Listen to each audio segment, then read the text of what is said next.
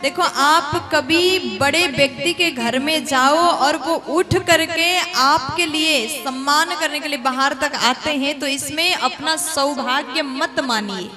यह आपका दुर्भाग्य है कि आपसे श्रेष्ठ व्यक्ति उठ करके आपका सम्मान स्वागत कर रहा है। ये स्वयं के लिए दुर्भाग्य की बात है, लेकिन जब अभिमान हो जाए तो ये ज्ञान नहीं रहता।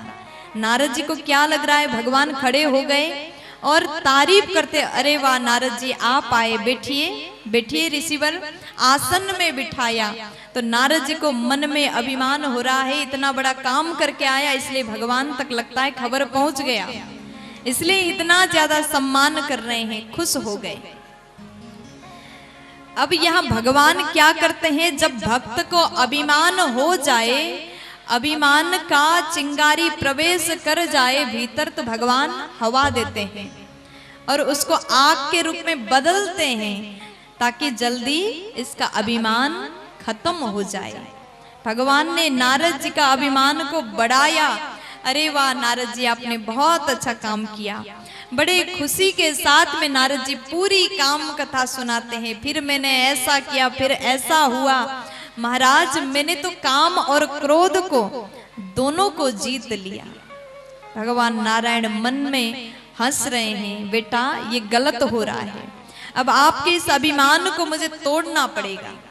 अब नारद जी महाराज भगवान नारायण से बातें करके वहां से निकल गए।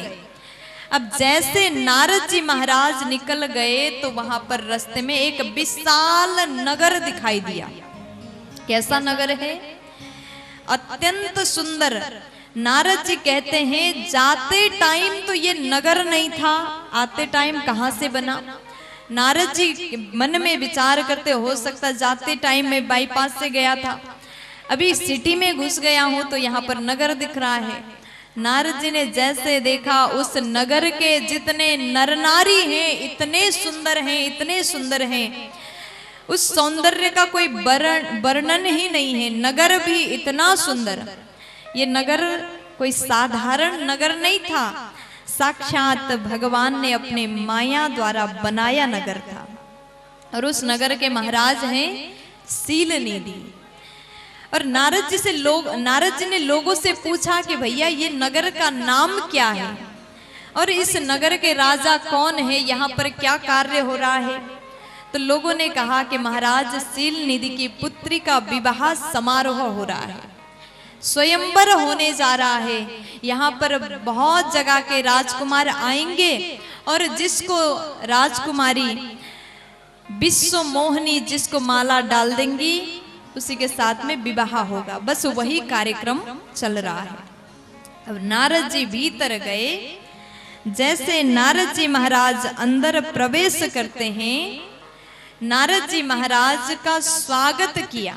एक ऋषि मुनि संत जान करके राजा ने स्वागत किया और भीतर लेकर के गए। कहा महाराज मुनिवर आप पधारे हैं, मेरी पुत्री का स्वयंवर होने जा रहा है, आप जरा हस्तरेखा देख करके बताइए कि उसके भाग्य में क्या है। नारद जी बोले ठीक है बच्ची को ले आओ। जैसे राजकुमारी आई, नारद जी को देखना था हाथ, चेहरा देख के वो रह गए। इतना सुंदर है, इतनी सुंदर है, इतनी सुंदर, नारद जी स्वयं को भूल गए उस सौंदर्य के सामने। नारद जी महाराज सोचे कि इस लड़की से तो मुझे ही विवाह करना चाहिए, ऐसी सुंदर नारी कहाँ मिलेगी, इसको तो हाथ से निकलने नहीं देना है। प्यार से बोलो। अब राजा कह रहे हैं नारद जी बताइए ना भाग्य में क्या है। तो नारद जी हाथ में देखते हैं और हाथ में था कि इस लड़की का, इस कन्या का विवाह उसी के साथ होगा जो अजन्मा होगा, अमर होगा। लेकिन नारद जी विचार ये कर रहे हैं जिसके साथ में इसका शादी होगा वही अमर हो जाएगा, वही अजन्मा हो जाएगा, वही जगत के मालिक हो जाएगा। अब नारद जी इतना कह करके जल्दी जल्दी अब खुद के पास में समय कम है। अब नारद जी बाहर निकले और नारद जी ने सोचा। अब मन में विचार करते हैं इस विश्व मोहिनी के साथ में शादी तो मुझे करना है, अब क्या किया जाए। तपस्या करके भगवान से वरदान मांगो, वो भी समय नहीं है, इधर स्वयंवर का टाइम हो रहा है, किसी और राजकुमार ले गया तो मेरा फिर क्या होगा। नारद जी के मन में विवाह करने का मन हो रहा है। अब नारद जी महाराज सोचते हैं समय कम है, क्या करूं, तपस्या करूं, बैकुंठ जाऊं, भगवान का भजन करूं, कैसे भगवान रिझेंगे, कैसे भगवान आएंगे। तो तुरंत नाम जप करने प्रारंभ करते हैं। नारायण नारायण श्रीमन नारायण नारायण नारायण नारायण नारायण श्रीमन नारायण नारायण नारायण नारायण नारायण भजमन नारायण नारायण नारायण हो नारायण नारायण भजमन नारायण नारायण नारायण श्रीमन नारायण नारायण नारायण हो भजमन नारायण नारायण नारायण श्रीमन नारायण नारायण नारायण श्रीमन नारायण नारायण नारायण श्रीमन नारायण नारायण नारायण श्रीमन नारायण नारायण नारायण। अब जैसे समय नहीं था नारद जी के पास में, जल्दी जल्दी भगवान का नाम उच्चारण किया, भगवान वहीं पर प्रकट हो गए। अब नारद जी ने जैसे देखा, धन्य है प्रभु, मैं आपको याद कर रहा था और आप आ गए। भगवान बोले क्या काम है बताइए। नारद जी बोले प्रभु ज्यादा काम नहीं है, बस एक कृपा कर दीजिए। भगवान बोले क्या। नारद जी कहते हैं आपन रूप देहु प्रभु मोई, आप अपना चेहरा मुझे कुछ समय के लिए दीजिए। भगवान बोले चेहरा भी कोई मांगता है। देखो अगर आप शादी में जा रहे हैं, खुद की शादी है और किसी और के शादी में जा रहे हो, तो दूसरों के दोस्त की कपड़े मांग सकते हो, ज्वेलरी मांग सकते हो, चेहरा कोई थोड़ी देगा। प्यार से बोलो जय सिया राम। नारद जी बोले प्रभु सब ठीक है, टाइम कम है, जल्दी अपना चेहरा हमको दीजिए। अब नारद जी ने जैसे रूप मांगा, भगवान बोले क्या काम है बताइए। चेहरा तो मैं दूंगा, मना नहीं कर रहा हूँ, लेकिन बताइए ना आपको करना क्या है। नारद जी बोले विश्व मोहिनी के साथ में शादी करना है, जल्दी दीजिए अपना रूप। अगर आपने विलंब किया तो कोई और राजकुमार उस कन्या को ले जाएगा, फिर मेरा क्या होगा। ज्यादा बातें मत करिए, जल्दी दीजिए अपना चेहरा। भगवान मन में सोचे चेहरा मेरा और विवाह तुम्हारा, ऐसा थोड़ी होने दूंगा। और अंतिम में जाकर के नारद जी कहते हैं कि प्रभु समय कम है, आप सब जानते हैं, आपसे कुछ छुपा नहीं है, वही करिए जिससे नाथ मेरा हित होगा।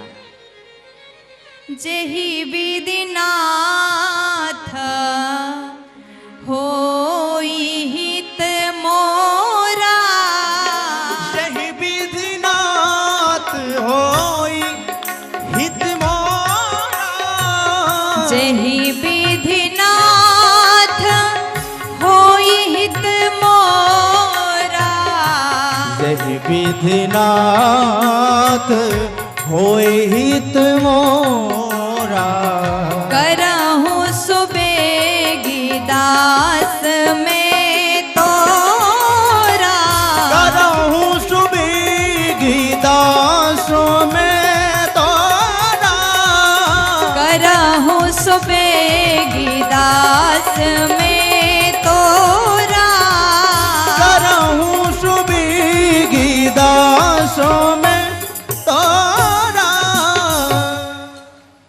जीवन में किया हुआ भजन कभी भी व्यर्थ जाने वाला नहीं है। नारद जी का आज बुद्धि चकरा गया है उन्होंने विचार किया कि उस लड़की के साथ में शादी तो मैं ही करूंगा, उसके लिए कुछ भी करना पड़े प्रभु आप अपना रूप दीजिए। लेकिन भगवान थोड़ा सा लेट कर रहे हैं तो अंतिम में क्या कहते हैं, जेहि विधि नाथ होई हित मोरा, जो करने से आपको अपने भक्त का कल्याण हित दिख रहा है वही करिए, समय नहीं है जल्दी करिए। भगवान बोले नारद जी ठीक है आप जाइए, मैं वही करूंगा जो करने से आपका हित होगा। हम भगवान से वही मांगते हैं जो हम चाहते हैं, लेकिन भगवान से कभी मांगो तो बस इतना कहना आप जानकार हैं, आप सर्वज्ञ हैं, आप वही करिए जिससे हमारा कल्याण होगा। तो भगवान आपको वो देंगे जो आपने सोचा भी नहीं होगा। भगवान बोले बेटा तुम्हारा हित चाहना मेरा कर्तव्य है, तुमने ये शब्द कह करके मुझे बहुत आसान कर दिया, अब मैं वही करूंगा जिससे आपका हित होगा। अब नारद जी सोच रहे हैं कि हमको इनका रूप मिल गया। अब नारद जी विचार करते हैं हम इतने सुंदर हो गए। कन्या का नाम है विश्वमोहिनी, जिस कन्या ने पूरे विश्व को मोहित किया, और पूरे दुनिया में विश्व मोहन केवल भगवान है। भगवान का रूप हमको मिल गया उदार में। अब हम इस रूप के साथ में जाएंगे तो निश्चित ही कन्या मेरे गले पर माला डालेंगे। भगवान ने मरकट बना करके भेजा, लेकिन ये जो रूप है किसी को नहीं दिख रहा है। नारद जी गए, सब नारद जी को संत मान करके प्रणाम कर रहे हैं, लेकिन नारद जी को क्या लगता है सब मुझे नारायण देख करके प्रणाम कर रहे हैं। अब जैसे कुर्सी रखा हुआ था, एक लाइन राजकुमार बैठे, फिर दूसरे नंबर में लाइन में बैठे, प्रत्येक कुर्सी में नंबर लिखा था 1 2 3 4। पूरे जगह से राजकुमार सुंदर सुंदर राजकुमार पधारे हैं। नारद जी ने सोचा कि हम सबसे सुंदर हैं, इसलिए 1 नंबर के कुर्सी में जाकर के बैठ गए। नारद जी जैसे जाकर के बैठे, पीछे ठीक पीछे वाले लाइन में भगवान भोले बाबा के 2 गण जाकर के बैठे, रूप बदल करके पीछे बैठे हैं और पीछे बैठ के बातें करते हैं। देखो आज तो राजकुमारी वही राजकुमार को माला पहनाएंगी। नारद जी सुनते हैं थोड़ा सा कान लगा करके, ऐसा लगता है पीछे हमारी बातें चल रही है। फिर एक गण बोला ये राजकुमार तो इतना सुंदर है, ऐसा तो पूरे समाज में कोई नहीं। फिर दूसरा गण बोला कौन सा वाला राजकुमार? पहला गण बोला कि वो जो 1 नंबर वाले कुर्सी में बैठा है ना, राजकुमारी आएंगी, सीधा उनके गले में माला डालेंगी और वो राजकुमारी हो जाएगी, विवाह तो इन्हीं का होगा। अब नारद जी खुद के बारे में सुन करके मन ही मन खुश हो रहे हैं। इतने में भीतर से जयमाला हाथ में लेकर के जैसे राजकुमारी विश्वमोहिनी बाहर आई, जैसे राजकुमारी आई, नारद जी को सब कोई नारद जी दिखाई दे रहे हैं, लेकिन उस कन्या को नारद जी नहीं दिख रहे हैं, भयंकर बंदर के रूप में दिखाई दे रहे हैं। जैसे बंदर दिखे, बंदर भी साधारण वाला नहीं, काटने वाला मारने वाला बंदर दिख रहा है। अब विश्वमोहिनी ने उस लाइन को ही छोड़ दिया, दूसरे लाइन में चली गई। और फिर क्या हुआ, दूसरे लाइन में साक्षात भगवान नारायण राजकुमार बन करके उपस्थित हैं। जैसे भगवान आए, भगवान की माया ने भगवान के गले में माला डाल दिया। बोलिए नारायण भगवान की जय हो। इधर नारद जी सोच रहे हैं कब आएगी, कब माला डालेगी। नीचे देख करके मुस्कुरा रहे, इतने में जय जयकार मनाने लगे, तालियां बजाने लगे। अब जैसे पीछे मुड़ करके नारद जी ने देखा, कन्या ने किसी और के गले में माला डाल दिया। अब तो बड़ा क्रोध आया, ऐसा मेरे में क्या है जिसके कारण कन्या ने मुझे नहीं देखा? हो सकता है मुझे देखा नहीं इसलिए पीछे वाले को माला डाल दिया। भगवान तो विश्वमोहिनी को लेकर के चले गए। अब इधर नारद जी विचार में पड़ गए, ऐसा मुझ में क्या है, लगता है कन्या ने मुझे एक बार भी नहीं देखा। इतने में पीछे से भगवान के गण बोले जाकर के पहले अपना चेहरा देख लो। जैसे पानी में जाकर के, वहां शीशा नहीं मिला तो पानी में तालाब में जाकर के नारद जी ने अपना चेहरा देखा। मरकट बदन भयंकर देही, भयंकर बंदर के रूप में स्वयं को देख लिया। अब तो इतना क्रोध आया, इतना क्रोध आया, नारद जी क्रोध में लाल होकर के वहां से गए। या तो आज उस नारायण को श्राप दूंगा या तो खुद मर जाऊंगा। बड़े क्रोध में लाल होकर के नारद जी निकले हैं। इतने में भगवान शंकर के गण मिले, हंस रहे थे, मजाक उड़ा रहे थे। सबसे पहले नारद जी महाराज ने दोनों गण को श्राप दिया, जाकर के असुर हो जाओ। मेरा उपहास किया, तुम असुर हो जाओगे, श्राप दिया। अब तो नारद जी क्रोध में भर गए हैं, भगवान नारायण को श्राप देने के लिए निकल गए। नारद जी ने सोचा इनका क्रोध लेवल बढ़ रहा है, अभी बैकुंठ आते आते क्रोध शांत हो सकता है। तो भगवान वहीं पर प्रकट हो गए। जैसे नारद जी ने देखा, नीचे देख करके जल्दी जल्दी चल रहे थे भगवान नारायण। नारद जी से कहते कहाँ जा रहे हैं? तो नारद जी ने जैसे नजर को ऊपर देखा, संगरमा सोई राजकुमारी, संगरमा सोई राजकुमारी, संगरमा सोई राजकुमारी, संगरमा सोई राजकुमारी। बाबा गोस्वामी कह रहे हैं, बीच ही पंथ मिले दनुजारी, संग रमा सोई राजकुमारी। नारद जी ने देखा भगवान नारायण बैकुंठ जा रहे थे। नारद जी मिलने के लिए, श्राप देने के लिए, भगवान को लगा जब तक यहाँ आएंगे इनका क्रोध खत्म हो सकता है। देखो भक्त बहुत देर तक गुस्सा नहीं रह सकता, क्रोध समाप्त हो जाएगा। इसलिए बीच पंथ में ही भगवान मिल गए। नारद जी ने जैसे नजर उठाया, साथ में लक्ष्मी जी हैं और साथ में एक तरफ है लक्ष्मी मैया, एक तरफ वही राजकुमारी। जैसे देखा क्रोध और बढ़ गया। और आज नारद जी कहते हैं, आज मैं आपको छोड़ूंगा नहीं। मेरे साथ में इतना बड़ा छल किया, मुझे अपना रूप, मैंने आपसे क्या ही मांगा था, आपका रूप मांगा था, विवाह करने जा रहा था, कुछ देर के लिए अपना चेहरा देते, आज मेरा शादी हो जाता, बढ़िया घर बस जाता। जलन के मारे वहां भी पहुंच गए, उस राजकुमारी से शादी करने के लिए पहुंच गए। आप परम स्वतंत्र हैं, आपके ऊपर आदेश करने वाला कोई नहीं है। आज महाराज छोड़ूंगा नहीं, अच्छे घर में बहना भेजा है, आज मैं श्राप दूंगा।